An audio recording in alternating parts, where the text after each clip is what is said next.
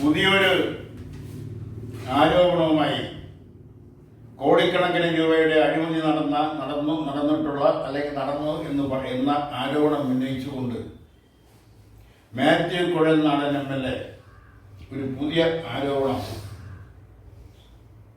ഉന്നയിച്ചിരിക്കുന്നു. ഇന്നത്തെ ഏറ്റവും വലിയ വാർത്തയും അത് തന്നെയാണ്. 2018 കേരളത്തിൽ നടന്ന പ്രളയം അത് മനുഷ്യനിർമ്മിതമായ ഒരു പ്രളയമായിരുന്നുവെന്ന് ഇതിനു മുമ്പും ചില കേന്ദ്രങ്ങളിൽ നിന്ന് ആരോപണങ്ങൾ ഉയർന്നു വന്നിട്ടുണ്ട്. എന്നാൽ ഇപ്പോഴത് തെരഞ്ഞെടുപ്പിന് പോളിംഗ് മണിക്കൂറുകൾ ബാക്കിയുള്ളപ്പോഴാണ് മാത്യു കുഴൽനാടൻ ആ ആരോപണം ശക്തമായി വീണ്ടും ഉന്നയിച്ചിരിക്കുന്നത്. കോടിക്കണക്കിന് രൂപയുടെ അഴിമതി നടന്ന കരിമണൽ ലോബികളെ സഹായിക്കുന്നതിന് വേണ്ടിയാണ് ആ മനുഷ്യ നിർമ്മിത പ്രളയം ഉണ്ടാക്കിയെടുത്തതെന്ന് പറയുന്ന ആരോപണം. ആ ആരോപണം നിസ്സാരമായി കളയാൻ ആവില്ല, അത് നിസ്സാരവൽക്കരിക്കാനാവില്ല. അവിടെ ഒരു ചോദ്യം ഉയർന്നു വരുന്നത് 2018 നടന്ന പ്രളയം, ആ പ്രളയവുമായി ബന്ധപ്പെട്ട് വരുന്ന ആരോപണങ്ങൾ നിയമസഭയിൽ മാത്യു കുഴൽനാടൻ എന്തുകൊണ്ട് അവതരിപ്പിച്ചില്ല? ഈ ആരോപണം എന്തുകൊണ്ട് ഇത്രയും നാൾ നിയമസഭയിൽ പറഞ്ഞില്ല? ഇതുമായി ബന്ധപ്പെട്ട ചർച്ചകൾ പല ആവർത്തി നിയമസഭയിൽ ഉണ്ടായിട്ടുണ്ട്. ആ സമയത്തൊന്നും ഈ ആരോപണം നിയമസഭയിൽ മാത്യു കുഴൽനാടൻ ഉയർത്താതിരുന്നത് എന്തുകൊണ്ട്? അതും കുറ്റകരമാണ്. എന്തായാലും ഒരു നിയമസഭാ സാമാജികൻ ഇത്തരം ഒരു ആരോപണം ഉന്നയിച്ചത് അത് അന്വേഷണ വിധേയമാക്കേണ്ടതാണ്. അതൊരു സ്വതന്ത്ര ഏജൻസിയെ കൊണ്ടോ അല്ലെങ്കിൽ ഒരു ജുഡീഷ്യൽ ഏജൻസിയെ കൊണ്ടോ അന്വേഷിക്കേണ്ടതാണ്. അതോടൊപ്പം തന്നെ മാത്യു കുഴൽനാടൻ ഇത് 2018 നടന്ന സംഭവം ഇത്രയും നാൾ 8 വർഷത്തോളം അത് മൂടി വയ്ക്കാനുണ്ടായ സാഹചര്യം എന്താണ്? അതും കുറ്റകരമാണ്. അതും അന്വേഷണം വിധേയമാക്കേണ്ടതാണ്.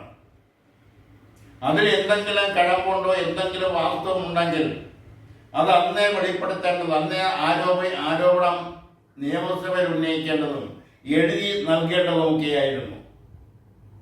അത് എന്തുകൊണ്ടാണ് ചെയ്യാതിരുന്നത് എന്നതിന് ഉത്തരം മാത്യു കുഴൽനാടൻ പറയേണ്ടതാണ്. അദ്ദേഹം അതിന് പറയാൻ തയ്യാറായില്ലെങ്കിൽ അതും കൂടി അന്വേഷണം വിധേയമാക്കണം. എങ്കിൽ മാത്രമേ അതിലെ സുതാര്യത ഉറപ്പുവരുത്താൻ കഴിയൂ. തെരഞ്ഞെടുപ്പിന് മണിക്കൂറുകൾ ബാക്കിയുള്ളപ്പോൾ എന്തും വിളിച്ചു പറയാവുന്ന ഒരു രാഷ്ട്രീയ സ്ഥിതിവിശേഷം ഉണ്ടാവുന്നത് ഉചിതമല്ല. ഇത് തെരഞ്ഞെടുപ്പ് സ്റ്റണ്ടായി കാണാനും ആവില്ല. അതിൽ എന്തെങ്കിലും പൊരുളുണ്ടെങ്കിൽ അത് സത്യസന്ധമായ ഒരു അന്വേഷണം നടത്തണം.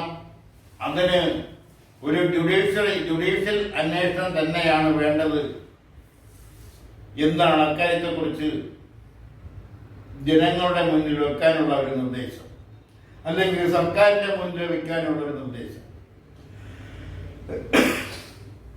കഴിഞ്ഞ ദിവസം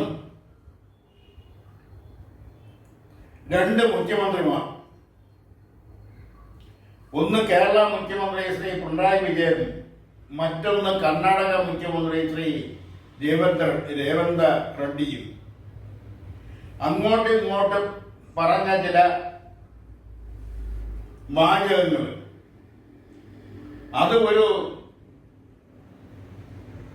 കൊമേഴ്സ്യൽ സിനിമയിൽ നിന്നും എടുത്ത വാചകം, നിലവാരമില്ലാത്ത വാചകം.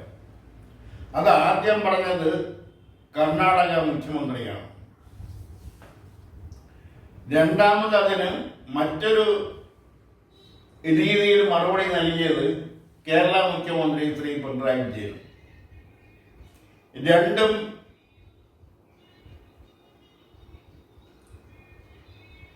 ഒരു വിവേക പരമായ കാര്യങ്ങളല്ല, പക്വതയാർന്ന കാര്യങ്ങളല്ല.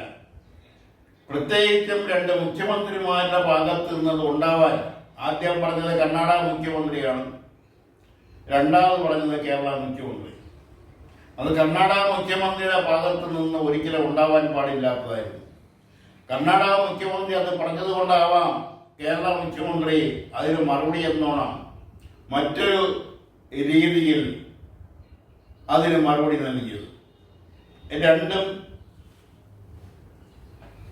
സാംസ്കാരിക കേരള രാഷ്ട്രീയത്തിന് യോജിച്ചതല്ല. അതുമായി ബന്ധപ്പെട്ട ഉള്ള ചർച്ചകൾ മാധ്യമങ്ങൾ തന്നെ രണ്ട് ഭാഗത്ത് നിന്നുള്ള ചർച്ചകൾ, നേതാക്കൾ രണ്ട് ഭാഗത്ത് നിന്നുള്ള ചർച്ചകൾ, അതിന് പൊടുപ്പും തൊങ്കലും വെച്ച് ഉള്ള അഭിപ്രായങ്ങൾ വേറെ ചില കോണുകളിൽ നിന്ന്, ഇതൊന്നും ശരിയായ രീതിയല്ല. രാഷ്ട്രീയ എതിരാളികളെ ഏത് വാക്കുപയോഗിച്ചും ഏത് ഭാഷ ഉപയോഗിച്ചും എത്ര സംസ്കാര ശൂന്യമായ പദപ്രയോഗങ്ങൾ നടത്തിയും പരിചയവും തഴക്കവും പരിചയമുള്ള നാടാണ് കേരളം. അപ്പോഴും രാഷ്ട്രീയ നിലവാരം നിലനിർത്തിക്കൊണ്ട്